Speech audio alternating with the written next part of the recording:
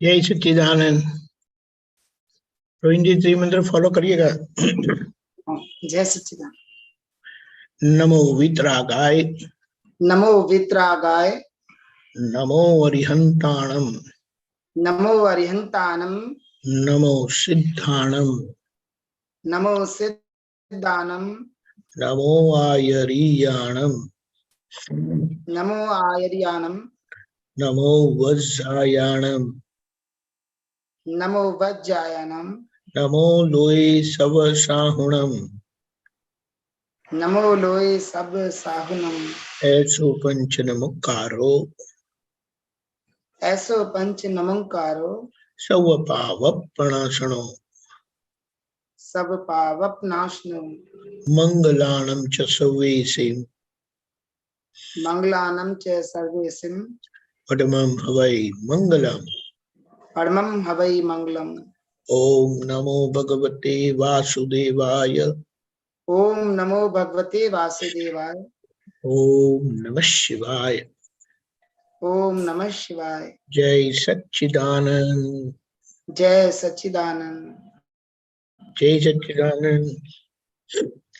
Doctor साहब आज आपको चैन से कुछ फरमाइए।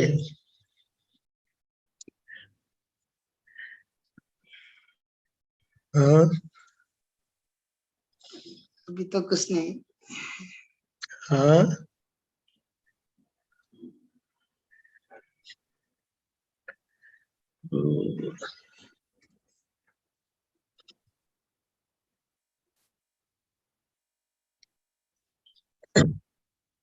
चलो तब तक कश्यप जी को ले लेते हैं। अब तक आप सोचिए। जय सच्चिदानंद डॉक्टर कश्यप जी। जय सच्चिदानंद सबको, जय सच्चिदानंद दीपक आनंद जी, जय सच्चिदानंद। जय सच्चिदानंद। शेयर करने के लिए दिया दिया।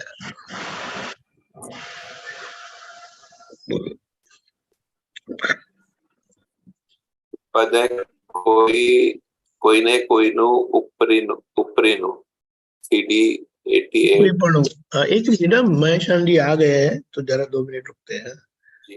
88-10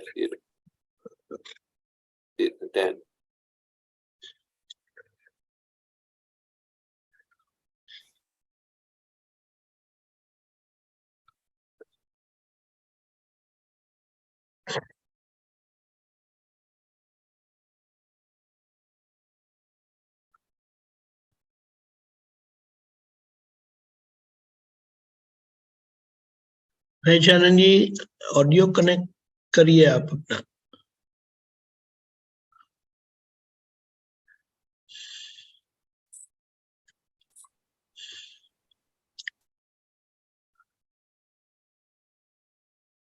ओके वो कनेक्ट हुए तब तक पहले तो इसका मुखड़ा समझ में आया ना। मतलब वो बोल रहे हैं कि कोई किसी का ऊपरी उसको अच्छा नहीं लगता है। हाँ जो अपने बॉस बन के आते हैं ना किसी को अच्छा नहीं लगता है। फिर भी सर्वमान्य ऊपरी आप ही हो, ऐसा बोल रहे हैं जो है। हाँ मतलब दादाजी का वो दादा भगवान में ऊपरीपन जो है वो सर्वमान्य ऊपरी आप अच्छो, यानी दादा के लिए बताया कि किसी को अपने के ऊपर अच्छे नहीं लगते, लेकिन दादा के लिए ऐसा बताया कि आप ऐसे हो कि आपका ऊपरीपन सभी को मान्य है। मान्य है। फिर आ गया जैसा लगी रेख ऊपरी बनो नहीं। ये तीसरी लाइन समझ में आई। हाँ, आप ऊपरी हो फिर भी आप में ऊपरीपना जो का व्यक्ति है नहीं है, आप ऊपरीपना। तो इसके बारे में एक मिनट हम लेंगे। जी दादा भगवान ने बताया कि हम व्यवहार में लघुतम है जी और ये ऊपरीपन जो होता है जी। वो व्यवहार में ही होता है ना। हाँ तो वो बोलते वो व्यवहार में लघुतम है, सबसे छोटे है। जी निश्चय में गुरुतम है, उनसे बड़े कोई नहीं है। जी और स्वभाव से अगुरु लघु है, जी। यानी बड़े भी नहीं छोटे भी नहीं ऐसे। सही। अभी ये ख्याल में है ना, ऊपरी जता लगी रेख ऊपरी पड़ू नहीं। बिल्कुल लगी रेख का मतलब बिल्कुल बड़े हैं ऐसा है नहीं। हाँ ख्याल में है? हाँ हाँ। अब बोलिए। सत्ता वापरे विना जे बोल बतावे आत्म हेतु निश्चय आत्मक पुष्टि चोर। तो उनके लिए बताया है कि दादा आत्म हेतु निश्चय के पक्ष में आधार है। पुष्टि का मतलब आधार है। अच्छा, वो हमारे लिए मतलब बताया। हाँ, अपनी सत्ता का उपयोग किए बगैर वो अब हमारी गलतियां बताते हैं, और वो हमारे आत्मा के हेतु के लिए, यानी अध्यात्म के हेतु के लिए, कि किस तरह से हम प्रगति करें। अच्छा, जब हाजिर नहीं है तो अपने अंदर दादा भगवान वो ऐसे करते हैं ना वही काम। हाँ, और आज उनकी जो आज्ञा है हाँ, वही काम करते हैं। और फिर उनका योग बल जो है, नाम, जी। उनका जो उनका यश नाम कर्म है, जो उनका योग बल काम कर रहा है आज। और सबसे बड़ी बात उनसे पाए हुए, नहीं, सबसे बड़ी बात उनका यश नाम कर्म है। जी। और फायदा क्या है, उनसे दृष्टि प्राप्त किए बहुत सारे महात्माएं हैं जी। जो अपने अनुभव से बता रहे हैं जी। कि कैसी उनकी भूमिका थी। जी। और ये अविरोधाभास प्रेम वितराग सोय। वितरागी होते हैं। अविरोधम non contradict, without any contradiction. स होए मतलब वो होते ही होते होता हैं। है, हाँ, वो सब उनके बुद्धि साथ है। नाशय अनुसार प्राप्त बाह्य सुख छता बुद्धि भेदे बासे दुख तो वेल सोल करता पोते गुनाहगार हुए। बुद्धि न आशय अनुसार प्राप्त बाह्य सुख, यानी हमें जो जो कुछ मिलता है रहता है ना, हमें जो मिलता है बाह्य सुख, बाहर का यानी संसारी सुख, वो हमारे आशय अनुसार है। बुद्धि का आशय यानी अगर आपने माना है कि इसमें सुख है तो आपको वो सुख लगेगा। मैंने माना है कि यहाँ सुख नहीं है तो मुझे वो दुख लगेगा। ये बात बताइए, पहली लाइन का मतलब वो होता है। छता बुद्धि भेदे भाषे दुख तो भेड़ छेड़ करता पोते गुनेगार होए। यानी आपको मिला है आपके आशय के अनुसार ही, लेकिन बुद्धि है ना, ये बुद्धि का आशय वो पहले की क्या हमारी मिलकत है जो लेके आए हैं।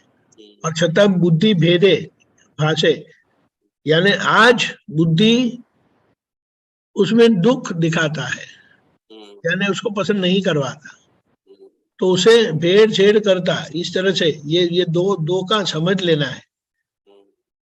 तथा पोते गुनेगार हो, यानी कहीं ना कहीं अपनी गलती है, ये बता रहे हैं। वेल सेल करता किसको कहा? ये दो को, बुद्धि के अच्छा। आशय अनुसार आपको जो बाह्य सुख मिला है, अच्छा। लेकिन आज बुद्धि उसको भेड़ पाड़ती है, अच्छा, उनको उसको दुख लगता है।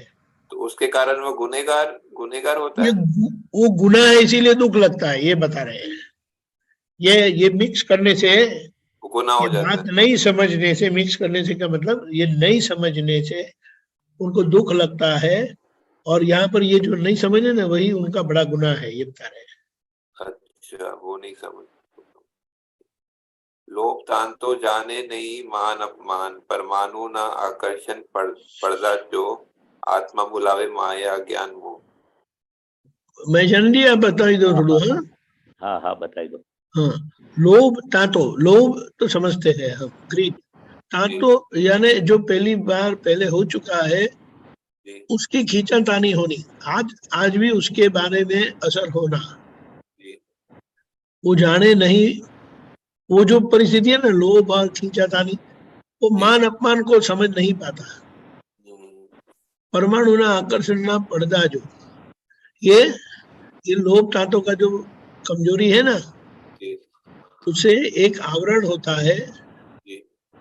और वो आवरण के कारण समझ में नहीं आता है, हम्म। आकर्षण होता है। आत्मा बुलावे माया अज्ञान मोह, यानी आत्मा भूल जाते हैं हमें। मैं आत्मा हूं करके लक्ष्य रहता नहीं है, ये लोभ खींचातानी के कारण। जो अज्ञान और मोह एक ही चीज होती है? हाँ, अच्छा, माया। माया अज्ञान मोह, वो तो उसमें बिठाने के लिए बोल सकते हैं, लेकिन उसका मतलब यही है। मतलब वो ये दोनों का मेरे को लगता है माया और मोह जो होता है वो अटैचमेंट होता है, किसी चीज को अटैच हो जाता है। माया, माया यानी ओनरशिप, अच्छा और मोह यानी दिखाई नहीं देता, वो अच्छा ऐसा। अपने सुख की अनुभूति करवाने नहीं देता, वो विनाशी चीज के प्रति सुख मानना, वो मोह है। अच्छा, लो चुंबी चित शक्ति खेचे छवियो मारू छवि माने कहीं। चेहरा, चेहरे अच्छा की फोटो। अच्छा, वो मतलब लोगों के फोटो जो है, मतलब। लोगों कोई भी छवि है, लेकिन छवि जब बोलते हैं तो नॉर्मली इंसानों की होती है। अच्छा, मारू कहीं उते चोंटी वल गए तो ममता बांधे तुरता तुर तुर पोते जात खोई। मतलब ये वो मारू कहते हैं तो वो उसे ममता ये ममता से ये बांध। लोभ चुम्बी चित्त, वो चित्त की परिस्थिति है, लेकिन उसे वो मेरा है करके मानते हैं। अच्छा है पर का परिणाम, पुद्गल परिणाम है, प्रकृति का परिणाम है, लेकिन वो मेरा मानते हैं अज्ञानता के कारण। तो उससे जो है वो अपना ममता आत्मा, बांधे तुरता तुरत पोते जात खोई, अपने आप को खो जाकर वहां ममता लिपट जाती है। अपने आप को मतलब आत्मा आत्मा का जाकर किस। अपने खुद को खो लेते, राइट। अच्छा, ये फिर है सर्वे कोना प्रकाशे महिला महिलो आकाश पगे वागी शूले माथु चस्के जो अवरेला परमाणु ना गुप्त ज्ञान होए। हाँ, पहले तो भीतर का जो प्रकाश होता है ना, वो सभी सब कुछ प्रकाशित करता है।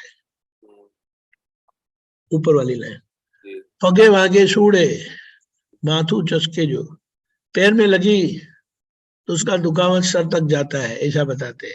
हाँ, क्या कहना आम्रेला चाह परमाणु, वो भावार्थ क्या कहना चाह रहे हैं, वो पैर पे लगी सर पे जाते हैं मतलब। यानी उसकी पीड़ा सारे शरीर को होती है। अच्छा हाँ, अवरेला। आवरेला परमाणु में गुप्त ज्ञान जो है, यानी आवरेला, ये जो आवरण है जिसके कारण ये सब दुख होता है, उसके अंदर गुप्त ज्ञान है, लेकिन वो समझ में कैसे आएगा। अच्छा वो अंदर का सब कुछ प्रकाश करता है, ये पहली लाइन जो बताते हैं ना, हाँ ये जो दुख होता है ना, तो वो सब प्रकाश करता है, लेकिन उसको सही ढंग से समझना, वो समझ होती है ना ही ना, हाँ ऐसे बोले गुप्त ज्ञान होए। ठीक है। साची वस्तु अनादि थी बुद्धि बेलाड़े। सच्ची सही बात है, सही बात है। वो बुद्धि हमेशा उसको विपरीत ही बताती रहती है। बेलाड़े मतलब दुरुपयोग करती है। नहीं, वो नुकसान करवाती है, यानी उसको समझने देती नहीं है। अच्छा, वो समझ नहीं देती वो वो। सही बात है, फिर भी वो बुद्धि उसको विपरीत दिखाती है, उल्टा दिखाती है। उल्टा दिखा। ये फिर आगे मैं तो नेक्स्ट। हाँ, बिना भाष्यमान झाड़ता व्यवहार। कर्म निर्जरे सती बुद्धि है बनो अभूत मात्र समय आत्मवर्ती सत्संग हो। ऊपर की लाइन, 4 3 लाइन पता चली ना, बुद्धि हाँ हाँ बिना झाड़। हाँ हाँ हाँ, हाँ। भाष्यमान व्यवहारे निश्चय असंग मोक्ष दानी मोक्ष एक छोज, ये बता रहे हैं। भाष्यमान व्यवहार है, यानी जो व्यवहार की असर जो होती है, जी वो निश्चय से असंग रहते हैं। जी जिनको ये दृष्टि मिली है वो असंग रहते हैं। मोक्षदानी, मोक्षोपरि एक छो, एक छो, यानी दादा के लिए बताया, मोक्ष दानी और मोक्षोपरि, यानी मोक्ष के भी ऊपरी हो आप, मोक्ष के मोक्ष के ऊपरी भी का ऊपर, मतलब क्या होता है?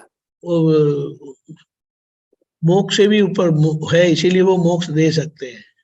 अच्छा, वो मतलब मुक्त कहने का मतलब वो मुक्त पुरुष है जो है, इसलिए वो मोक्ष मूल पुरुष, करेक्ट, मूल पुरुष। करेक्ट। हाँ, एक छो गजब छे के आंख में ऊपरी भाव नहीं, और इतना सब होने पर भी उनकी आंखों में नहीं, तो वो अहंकार बोलेंगे, एरोगेंस, वो आंखों में बिल्कुल स्पष्ट दिखाई देती होती है। धन्यवाद। जय मैं सच्चिदानंद। अगर टाइम होगा मुझे बताइएगा जो। हाँ, बाद में। जय जय सच्चिदानंद महेशानंद जी। तृप्ता बहन, प्रश्न तैयार रखिएगा, आज आए हैं तो। जय सच्चिदानंद कमलेश भाई।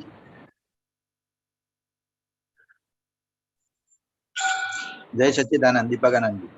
जय सच्चिदानंद।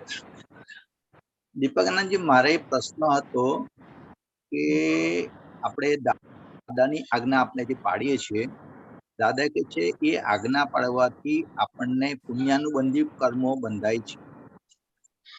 પુણ્યાનુબંધી પુણ્ય, હા, બરાબર છે. રાઈટ.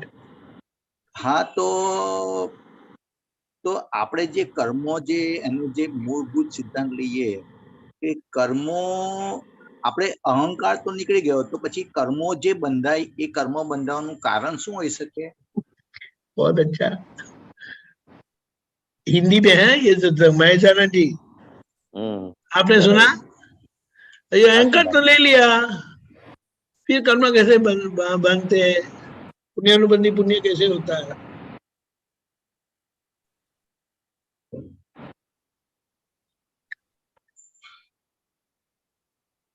वो महेशानंद जी ऐसा बताया ना क्या? आप संसार की, ये आपके अंदर से आवाज आती है मेरे? हाँ, पंखा की होगी। नहीं, वो खर खर आवाज आती है। अभी नहीं आती है। हाँ, तो कोई हिला होगा वायर। नहीं, कुछ ऐसा आता रहता है, लेकिन ठीक है, अभी चलो आगे बढ़ते। और जैसे दादा ने बताया ना कि आप संसारी चीजों का, यानी क्रियाओं की करता नहीं है, लेकिन आज्ञा के करता है, ऐसा कुछ बताया है ना। और वो आज्ञा के कर्ता होने पर जो आज्ञा वो पुण्यानुबंधी पुण्य का कारण बनती है, वो क्या बताया है? हाँ, तो दादा भगवान ने क्या बताया कि अभी नया कर्म कोई बनता नहीं है, ये आज्ञा आपको दी है, वो निश्चय से ये उसका अंदर पालन करते हैं। आपका निश्चय रहता है कि मुझे आज्ञा का पालन करना है। वो आपका जो पक्का निश्चय होता है, तो ये पुरुषार्थ बोलते हैं। तो पुरुषार्थ अपना सिद्धांत बराबर है, तो ज्ञान के बाद आपका अहंकार निकल गया, कर्ता भाव निकल गया, तो नया कर्म नहीं बनता है, वो सिद्धांत है। मगर ये दादा भगवान का ये आज्ञा का पालन, वो निश्चय निर्णय से मैं शुद्धात्मा हूँ, और ये शुद्धात्मा का ये रक्षण के लिए, ज्ञान के लिए वो अंतरात्मा दशा प्राप्त की है, तो उसके लिए ये 5 आज्ञा का हम पालन करने का दृढ़ निश्चय करते हैं। यानी कि वो आज्ञा साथ में आएगी। वो कर्म जो 5 आज्ञा का, उसको कर्म नहीं बोलते हम, मगर ये व्यवहार के भाषा में ये 5 आज्ञा का पालन करने का जो निश्चय कराते हैं दादा, और निश्चय का पालन कराते हैं, वो शुद्धात्मा के चौपड़े में जमा होता है, और शुद्धात्मा चौपड़ा साथ में आता है। 5 आज्ञा है, सत्संग में जाना है, प्रतिक्रमण करना है, वो सब शुद्धात्मा के चौपड़े में ये रकम जमा होती है, और शुद्धात्मा के ये अपने चेतन के साथ, यानी कि शुद्धात्मा का चौपड़ा साथ में आता है।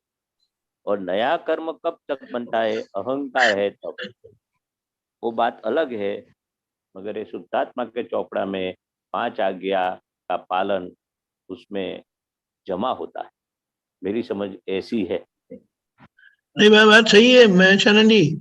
एक अक्रम विज्ञान में भी आया था कि दादा भगवान ने ऐसा बताया है कि अभी संसारी कर्म बनते नहीं है, क्योंकि संसारी क्रियाओं के कर्ता हमने जान लिया कि वो व्यवस्थित शक्ति है, इसीलिए वहां हमारा कर्ता भाव नहीं है। लेकिन आज्ञा के संबंध में हम जो संभव से निपटारा करने का निश्चय करते, जो आपने बताया है, वो निश्चय के कारण पुण्यानुबंधी, क्योंकि वो आज्ञा के कर्ता हम रहे, जिसके परिणाम से पुण्यानुबंधी पुण्य का कर्म बनता है, जो हमें मुक्ति के लिए कर्म बनता है, जो हमें महाविद्य क्षेत्र जहाँ द्वापर है वहां शिवानंद स्वामी प्रभु के दर्शन करके, क्योंकि पूर्णता के दर्शन किए बगैर हमारी पूर्णता प्रकट नहीं होती है।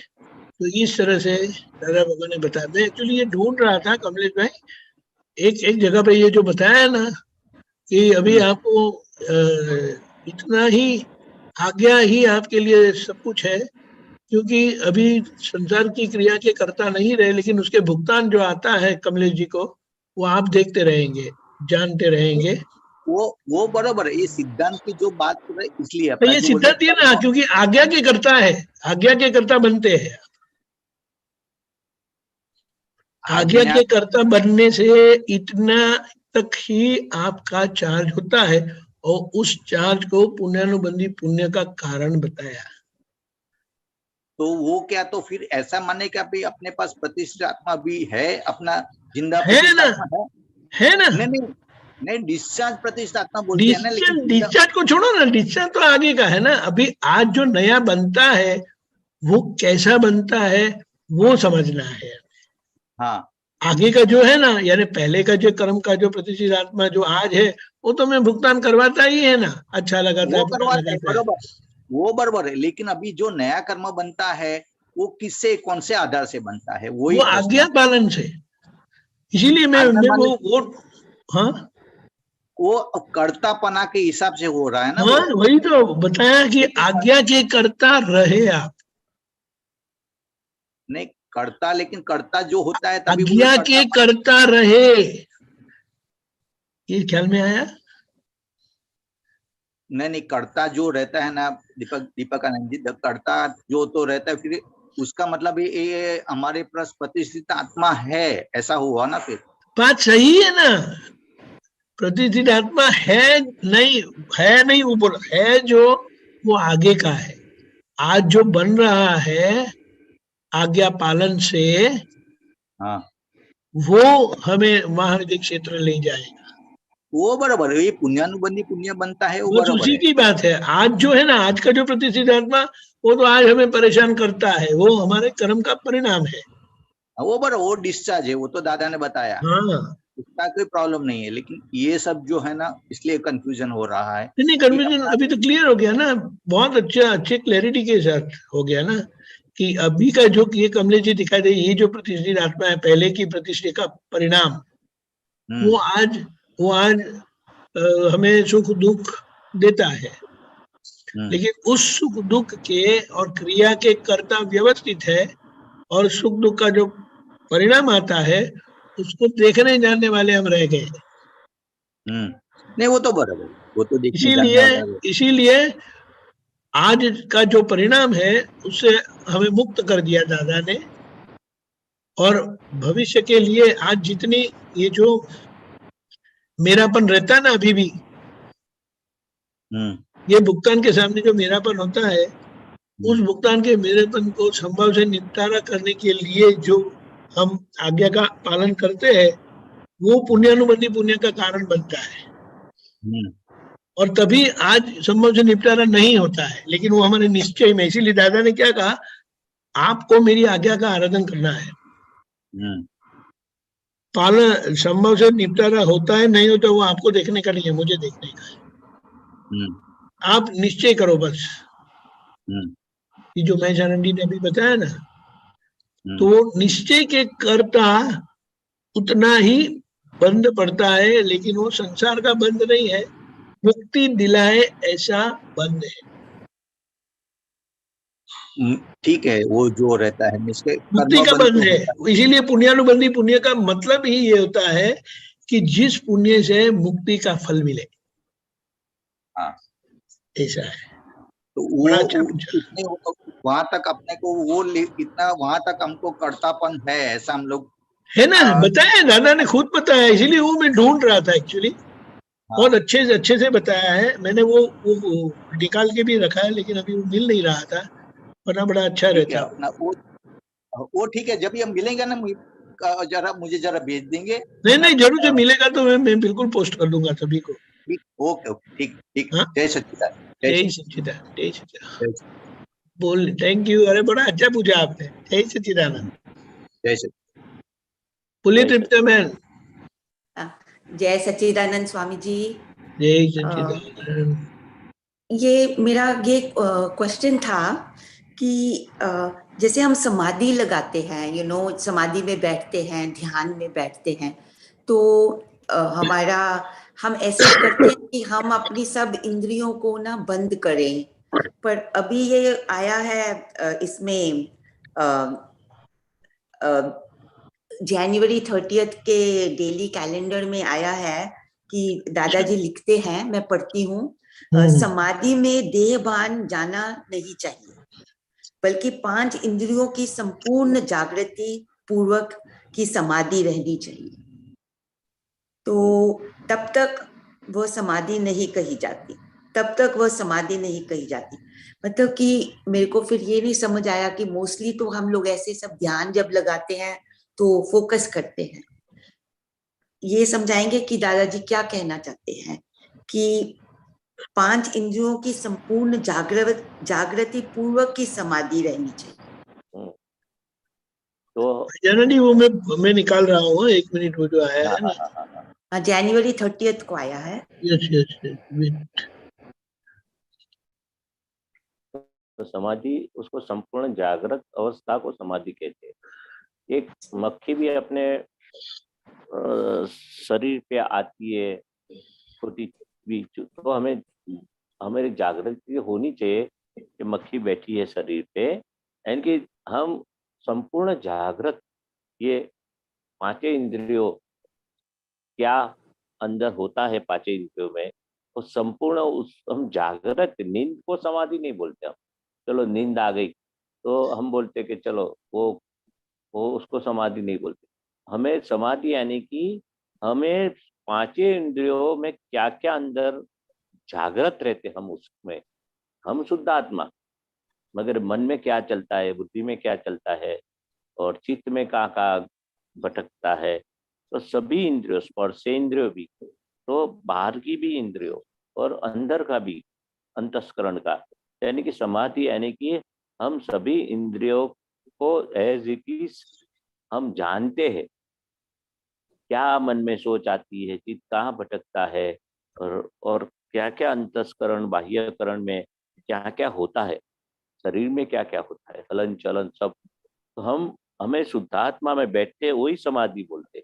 हकीकत में ज्ञान के बाद समाधि कौन सी होती है, जब अपने स्वरूप में हम जागृत रहते, अपने स्वरूप और शरीर मन वचन काया से मैं अलग हूँ, और मन वचन काया अंतस्करण और बाह्यकरण में कौन सी क्रिया होती है।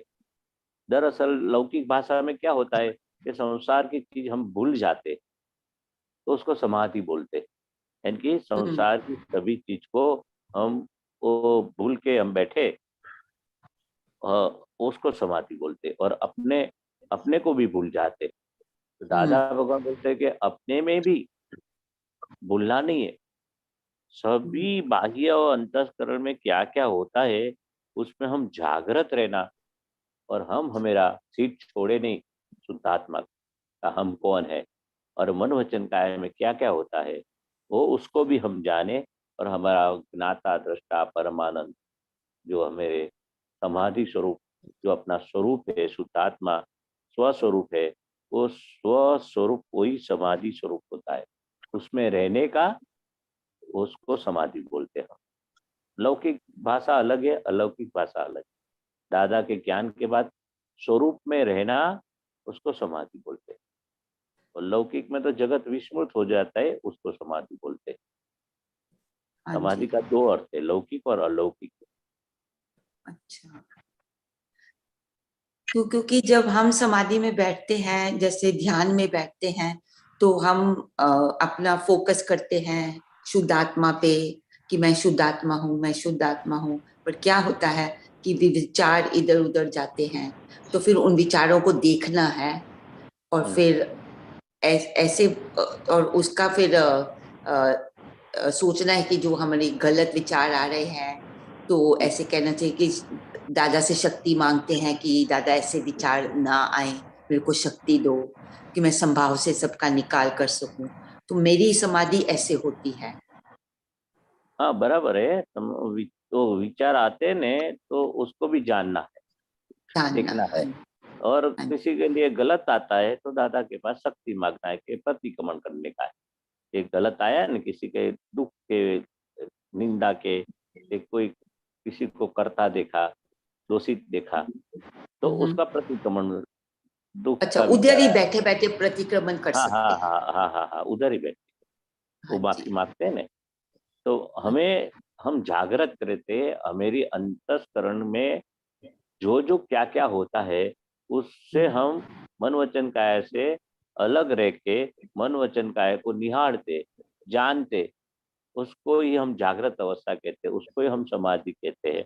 और उसका प्रतिक्रमण भी करवाने का है, हमको नहीं करने का है।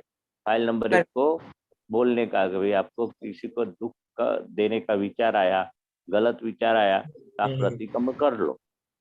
तो हाँ फाइल जी। नंबर 1 को बताना है। तो दादा भगवान का ये ज्ञान है, 5 आज्ञा है, वो समाधि में रखने वाला है।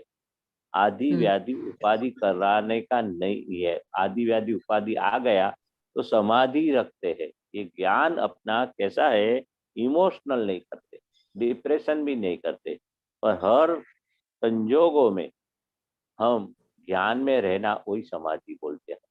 दादा की कोई भी बात पकड़ के, समझ के, संभाव से निकाल करना, वो भी एक आज्ञा का पालन है।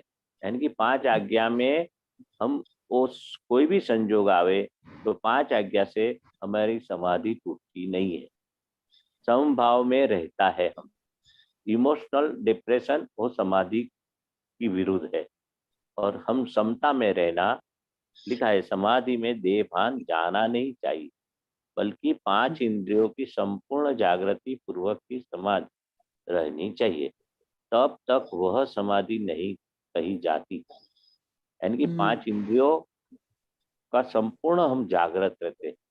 ये क्या करता है मन अपना, बुद्धि क्या करती है, चित्त क्या करता है, अपना जो भी हिलचाल है, बाह्यकरण है, अंतस्करण है, सभी हम उसको देखना, जानना उसको, और हम अपना स्वरूप में रहना, वो अलग सा अनुभव करना, उसको सबसे बड़ी समाधि बोलते हैं। समझ में आया? हाँ जी, क्योंकि पहले क्या होता था कि जैसे ध्यान दूसरी तरफ कोई बात पे जाता है तो फिर हमको लगता था कि ओ सब आज तो अच्छी तरह से फोकस नहीं हुआ, ऐसे लगता था। पर अभी ये दादा के ज्ञान से समझ में आता है कि जो इंद्रियां कहीं जाती भी हैं तो उनका भी संभाव से ही निकाल करना है, हाँ, उसको भी जानना है, देखने जानना का, है। और अपने अब स्वरूप में रहना है। वो हाँ। इंद्रिय पर और पराधीन है, पर सत्ता है। और हमारा स्वसत्ता क्या है? ज्ञाता दृष्टा परमानंद, अपने खुद के स्व स्वरूप में रहना, उसको समाधि बोलते हैं। और बाह्य के जो भी कुछ संजोग आते हैं उसमें ज्ञान हाजिर रखते हैं, तो भी उसको समाधि बोलते हैं।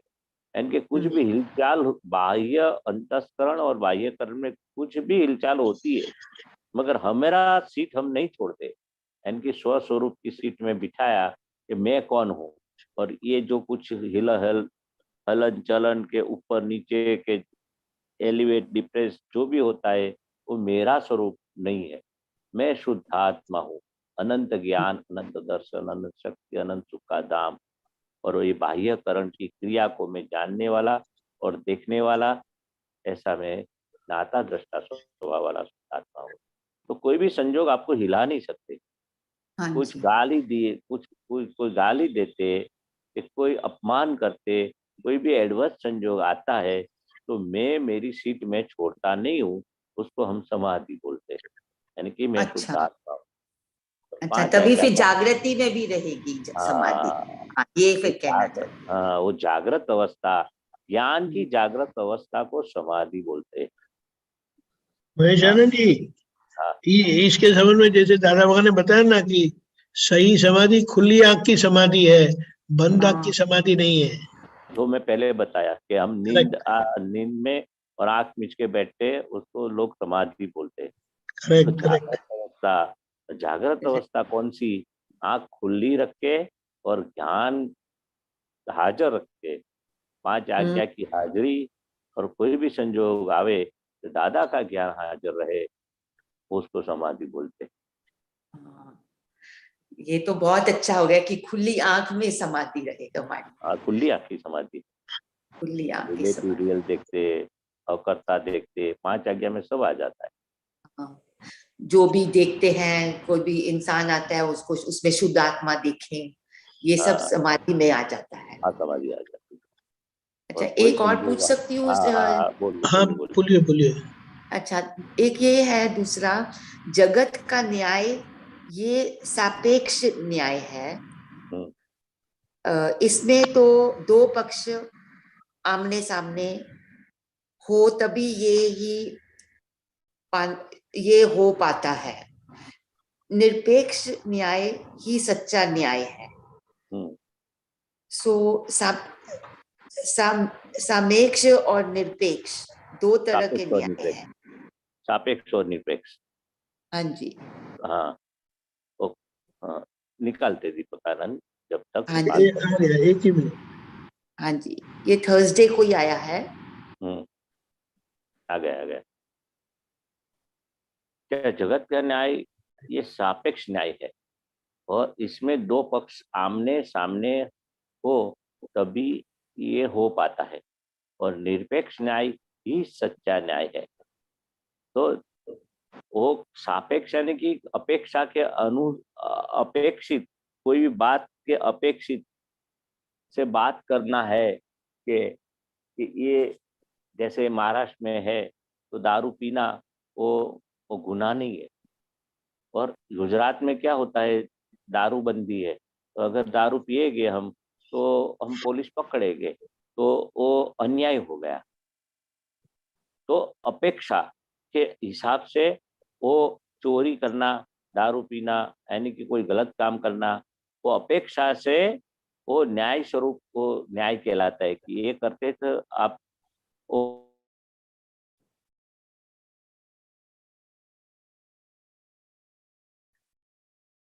सुनाई नहीं दे रहा स्वामी जी। हाँ, उनका वो रुक गया है। वो ऐसा है कि जगत का न्याय यानी आ गए। तो भगवान की भाषा में क्या है, अगर वो चोरी करते हैं तो के पूर्व के उनके भाव किए हैं, तो अभी वो चोरी करना तो गुनाह है, मगर उसका भाव क्या रहता है, नहीं करनी चाहिए। अच्छा। और हाँ, अभी उसका भाव अंदर रहता है कि चोरी करना गलत है, पर लोग सापेक्ष में तो लोग बोलेंगे कि अभी चोरी करता है तो वो गलत आदत है। पर कुदरत का न्याय में, यानी कि निरपेक्ष न्याय में, वो क्या कुदरत देखती है, अभी उसका भाव क्या है कि चोरी करना नहीं है, तो वो उसका अंदर से रहता है और वो प्रतिक्रमण करता है। तो कुदरत के, यानी कि वो निरपेक्ष से जो कुदरत का न्याय क्या है कि उसका कर्म, वो चोरी करता है, दारू पीता है, कि गलत काम करता है, वो कर्म फल है, मगर नया कर्म उसका भाव क्या रहता है, ये करना नहीं चाहिए। तो सच्चा न्याय क्या है कि अंदर उसका भाव कैसा रहता है, उसके हिसाब से नया कर्म उसका बनेगा। तो निरपेक्ष न्याय ही अच्छा। सच्चा न्याय है।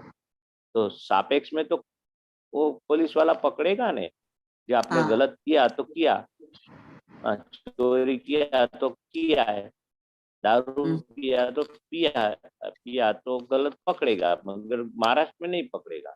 उधर का न्याय क्या है, दारू पीना वो अन्याय नहीं है, वो सापेक्ष बोलते हैं, और इधर गुजरात में दारू पीना वो अन्याय बोलते हैं, गुनाह बोलते हैं। उधर गुनाह नहीं लगता है, वो सापेक्ष हिसाब से व्यवहार की भाषा बोलते। और भगवान की भाषा में निरपेक्ष न्याय क्या है कि आप जो भी करते हैं वो कर्म फल है, और कर्म फल भोगतने टाइम नया जो कर्म बनता है वो सच्चा न्याय बोलते हैं।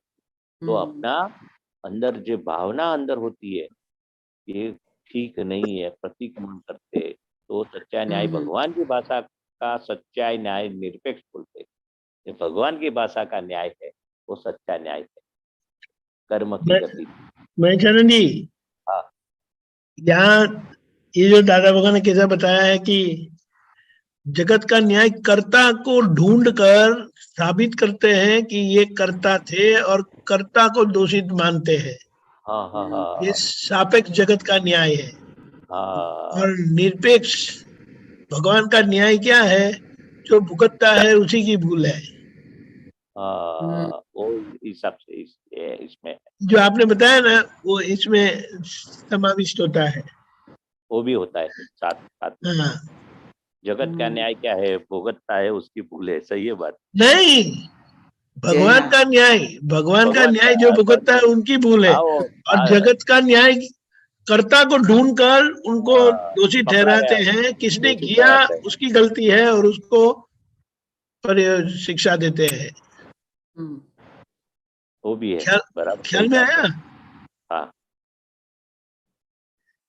बहन, हाँ जी, स्वामी जी, ये ऐसे है ना कि देखो, हम जिस कभी उदाहरण देते हैं कि जब समझो हम किसी पे गुस्सा करते हैं, हाँ, तो गुस्सा कर लिया तो फिर एकदम आता है कि ओ, गुस्सा नहीं करना है हमको, तो ऐसे कैसे व्यवहार हमने किया। तो तो अभी आप बोलते हो तो हम फिर तब भी प्रतिक्रमण करते हैं, दादा से शक्ति मांगते हैं कि दादा शक्ति दो कि ऐसे मेरे को अभी गुस्सा नहीं करना है। तो मैं इसलिए कह रही थी कि अभी आपकी बात ठीक है कि जो हमने कह दिया, वो जो दो पक्षों के सामने जो हो गया, इंसानों के सामने, तो वो न्याय ठीक था, पर हमने नहीं, प्रतिक्रमण। आपने पूरा सुना नहीं। चलो मैं फिर से बताता हूँ, वो सुनिए। हाँ जी, आप तो टीचर है, समझ जाएंगे। हाँ जी, जगत का न्याय कर्ता को ढूंढता है, कर्ता को किया करके साबित करते हैं, उनको अच्छा, दोषित मानते हैं, उनको शिक्षा देते हैं। शिक्षा देते हैं। अच्छा, और निरपेक्ष भगवान का न्याय क्या है? किसने भुगतान किया, भुगतने वाला कौन है, उसी की गलती है। उसकी गलती। अच्छा, अभी ख्याल में आया क्या ना? हाँ जी, या आपने गुस्सा किया क्योंकि उनको आपने करता देखा। हाँ जी, हाँ, ख्याल में आया? हम्म, जैसे कि जब दादा वो बस स्टैंड पर खड़े थे, एक ट्रक वाला आके 5 लोगों को वो एक्सीडेंट कर दिया, तो लोग किसको मारेंगे? ड्राइवर को मारेंगे। क्योंकि ड्राइवर ने किया। लोगों की हाँ, दृष्टि कर्ता के प्रति है। और करता, हाँ, दादा यानी भगवान की दृष्टि, भोक्ता के ऊपर। किसने भुगतान किया, वो 5 लोगों की गलती थी। आज हाँ, किसने भुगतान किया उसको ढूंढ निकालो, तो वो कुदरत का न्याय है, भगवान का न्याय। अच्छा, इसीलिए निरपेक्ष वही सच्चा न्याय है। जगत का सापेक्ष न्याय, इसमें 2 पक्ष आमने सामने बनते हैं कि इसने किया, अच्छा, इनके ऊपर पर ये क्या बोले, इसका उनको एक्सीडेंट दुख किया, दिया करके। दुख दिया। क्योंकि हाँ, वो कर्ता को ढूंढते हैं, कर्ता को हम्म, पकड़ के उनको शिक्षा देते हैं। अभी आ गया हाँ, ना?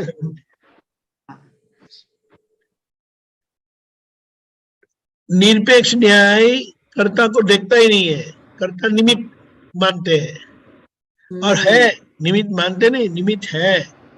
हाँ, और गलती जिनकी है वही भुगतते हैं।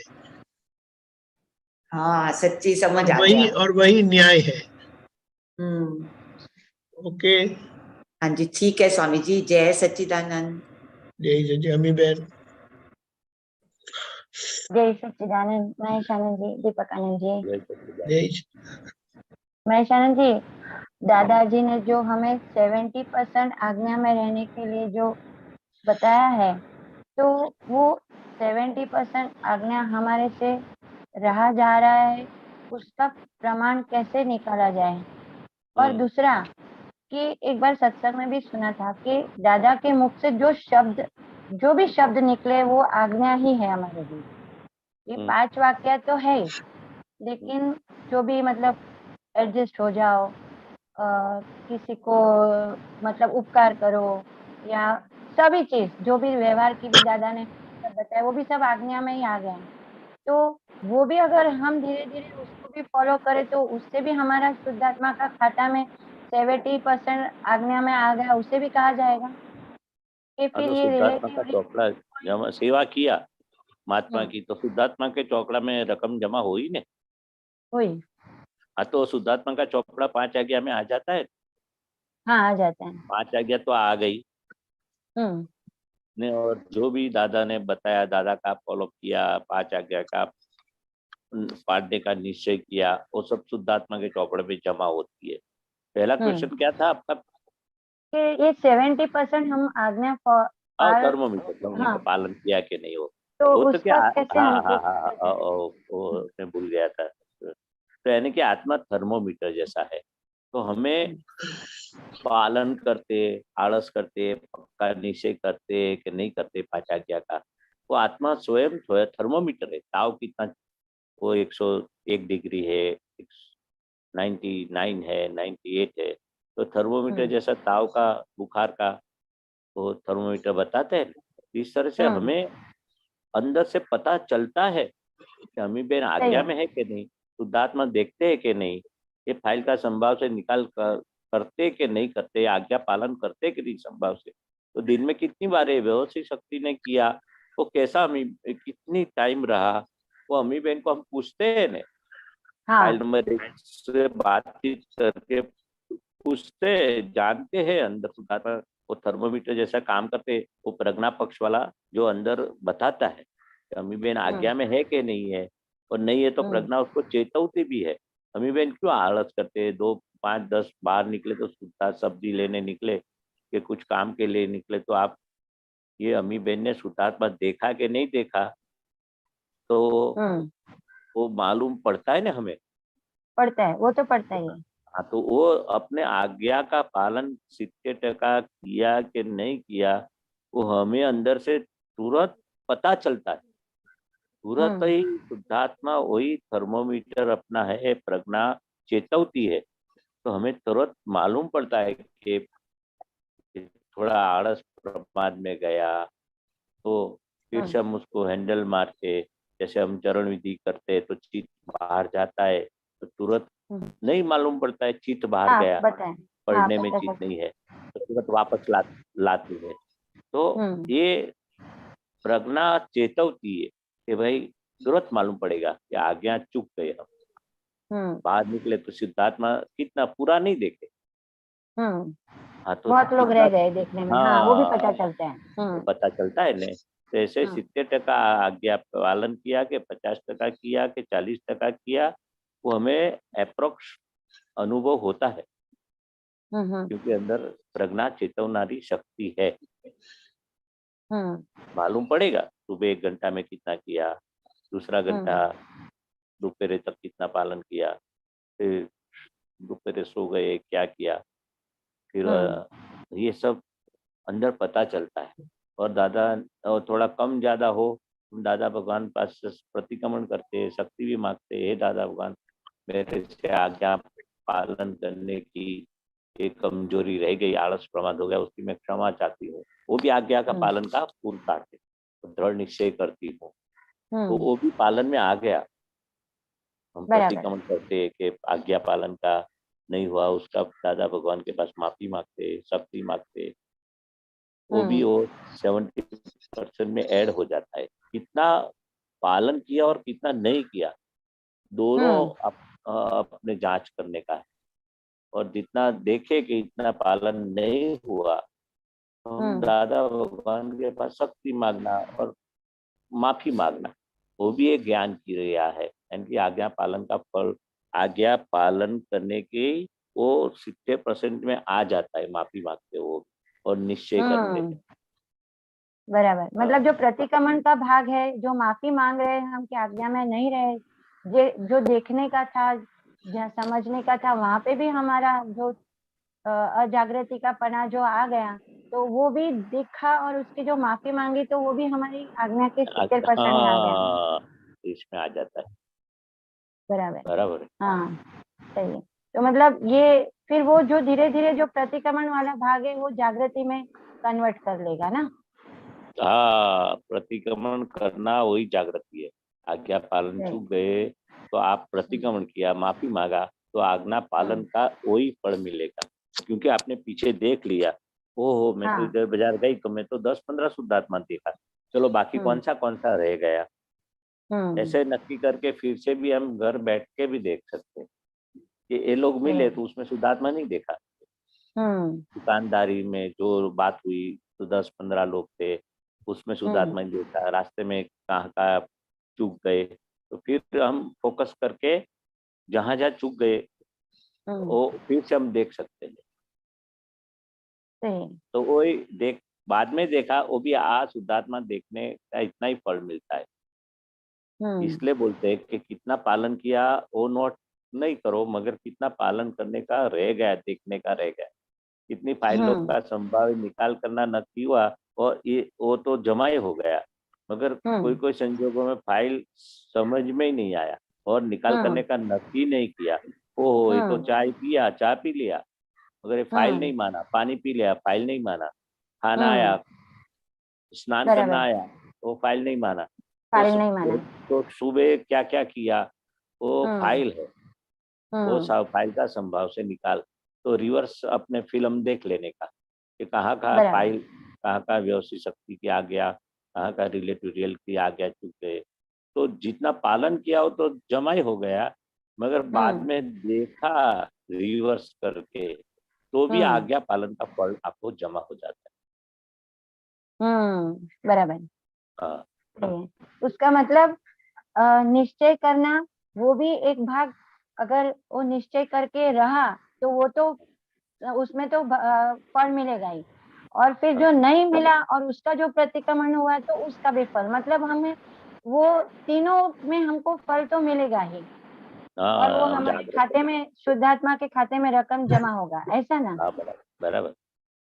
मतलब निश्चय करना और आज्ञा में रहा कि नहीं रहा वो देख के फिर उसका प्रतिक्रमण भी हुआ, तो ये तीनों दादा हमारे शुद्धात्मा के खाते में हमारा रकम जमा हुआ कहलाएगा।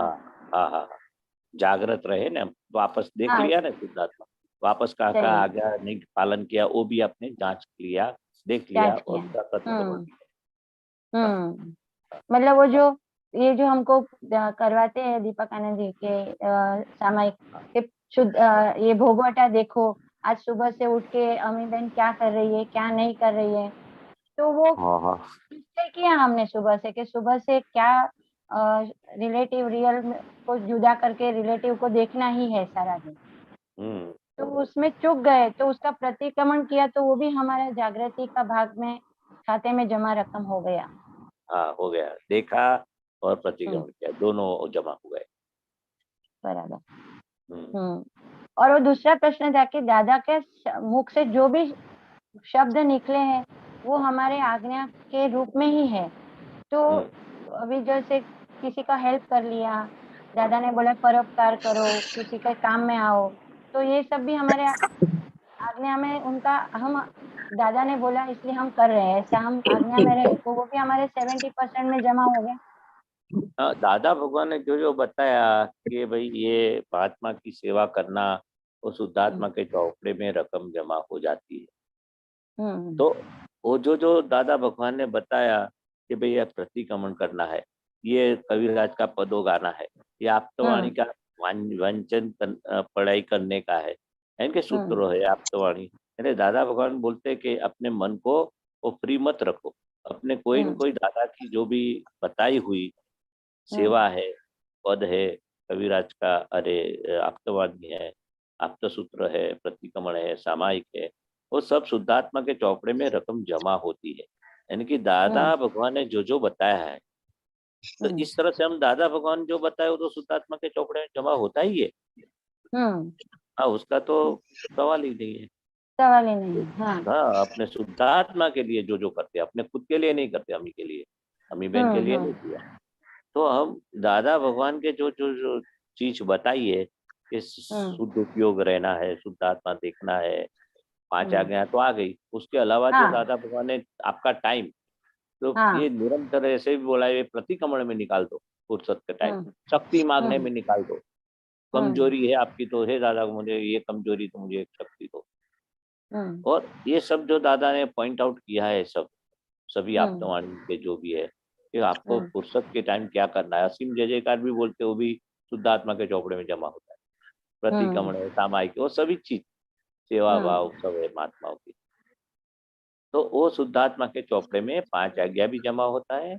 और दादा भगवान ने जो आप बताते और मैं बताया, वो शुद्धात्मा के चौपड़े में रकम जमा होती है। कोई स्पेसिफिक है तो बताओ आप। बराबर हाँ, है? मतलब हाँ, तो जैसे ये शुद्धात्मा का खाता जो है हमारा, वही हमारा जो अभी आगे प्रश्न जो हुआ था कि खाता में रकम कर रहे हैं, जमा हो रही है, मतलब हम कर रहे हैं तो वो जमा हो रहा है ऐसा। तो वहां पे जो कर्ता भाव है, तो ये जो शुद्धात्मा का खाता जो है वही हमें अगले भाव में हाँ, उसका साथ में आता है। साथ में आएगा, मतलब साथ में वो आएगा ज्ञान क्रिया मतलब का करता है, हम साथ में आएगा, यानी कि हाँ साथ में आएगा। इसके मतलब क्या है कि हमें जो साथ में आना है, यानी कि जो चेतन और उसका कॉजल बॉडी आती है ना साथ में, ये स्थूल बॉडी तो इधर रह जाती है। सही है, तो आत्मा के साथ कॉजल बॉडी आती है, कारण शरीर। सही है। हाँ, उसमें ये 5 आज्ञा है, शुद्धात्मा के चौपड़ा है, ज्ञान क्रिया जो के करता हम है, बताया ना दीपक आनंद है, हम ज्ञान क्रिया के करता है। यानी कि करता है, हाँ। शुद्धात्मा के चौपड़े में सभी ज्ञान क्रिया की क्रिया, 5 आज्ञा और सभी शुद्धात्मा के चौपड़े में जमा हो गया। हेलो, आवाज नहीं आता है आपका? हेलो, एक मिनट, मैं शरण जी, एक मिनट। हमने अनम्यूट करो किया किया। हाँ, आया हाँ, आया, अभी आया है। हाँ, वो तो फोन आ गया शुद्धात्मा था। के शुद्धात्मा के चौपड़े में रकम जमा होती है, जमा, और शुद्धात्मा का चौपड़ा साथ में आता है, कोजल बॉडी के साथ, कारण शरीर के साथ।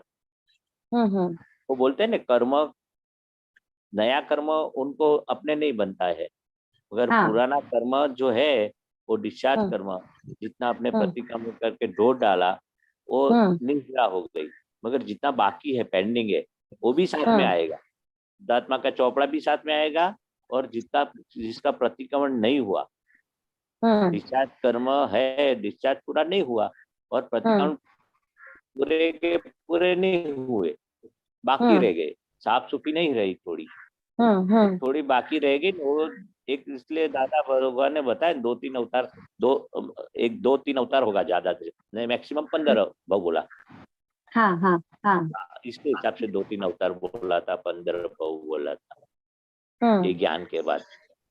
हाँ, अभी क्या बोलो, तो समझ में आया? हाँ, आया। मतलब ये परमाणु जो है, हम आज्ञा, दादा की आज्ञा में रह रहे हैं, उनकी समझ के हिसाब से हम जी रहे हैं अभी, तो वो परमाणु शुद्ध होते जाएंगे, और वो फिर वो शुद्ध परमाणु हमारा काम करेगा, ऐसा है? अरे अशुद्ध परमाणु निकल जाएगा, जो ज्ञान 5 आज्ञा और ज्ञान में रहने से ये अशुद्ध परमाणु तो निकल जाएगा ने।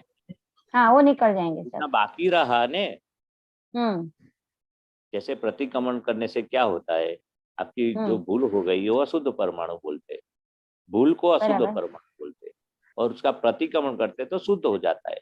जैसे हम शुद्धात्मा में शुद्ध उपयोग में रहते हैं, उसको शुद्ध परमाणु बोलते, मगर शुद्ध उपयोग में निरंतर तो नहीं रहते नहीं। हाँ, तो जैसे उपयोग पूर्ण रहना, ज्ञान के साथ रहना, शुद्ध उपयोग में रहना, उसको शुद्ध परमाणु बोलते।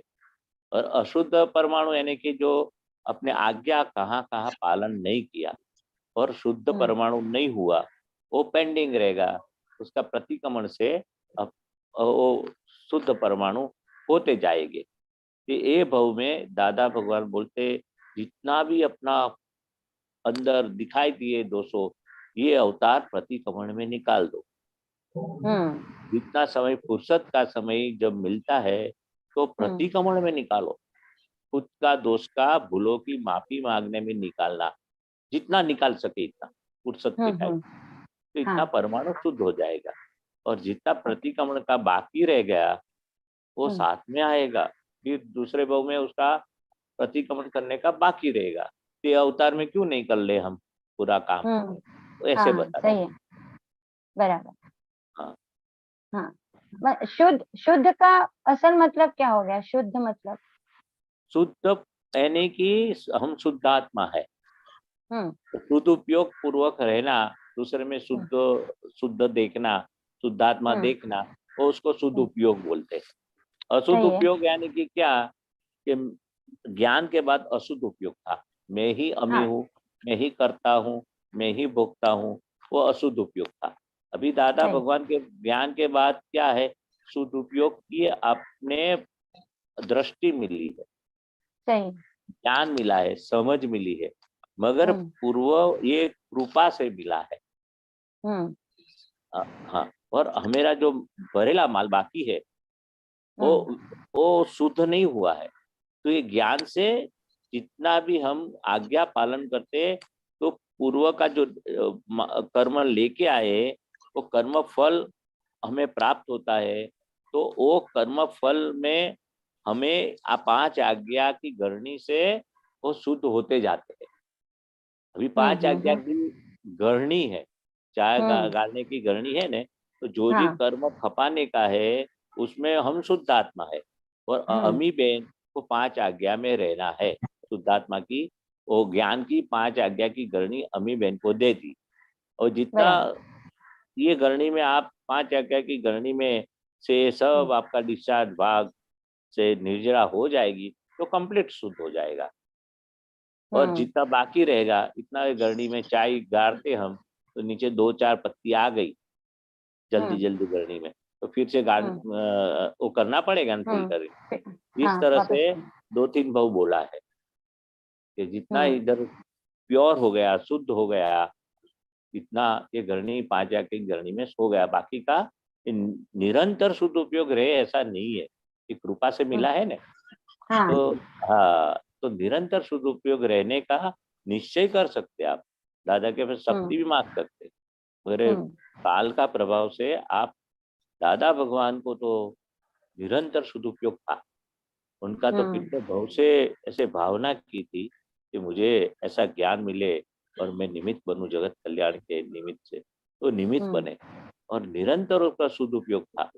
ये 5 आज्ञा निरंतर रह नहीं सकते, निश्चय में रह सकते, भावना कर सकते, तो निरंतर शुद्ध उपयोग रहना, तो इस तरह से हम शक्ति मांग सकते।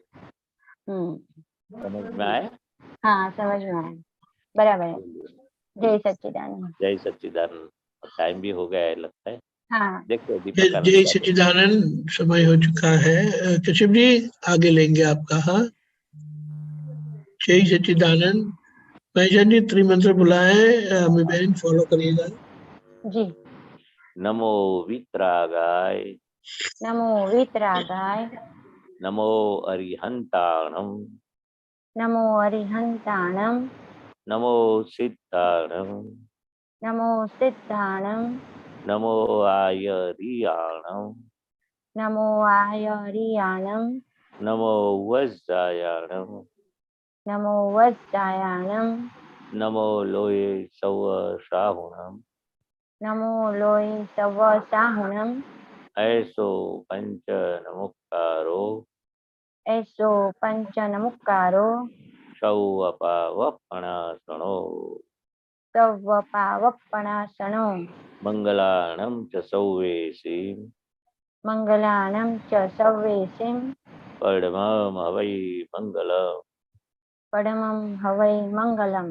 ओम नमो भगवते वासुदेवाय, ओम नमो भगवते वासुदेवाय, ओम नमः शिवाय, ओम नमः शिवाय।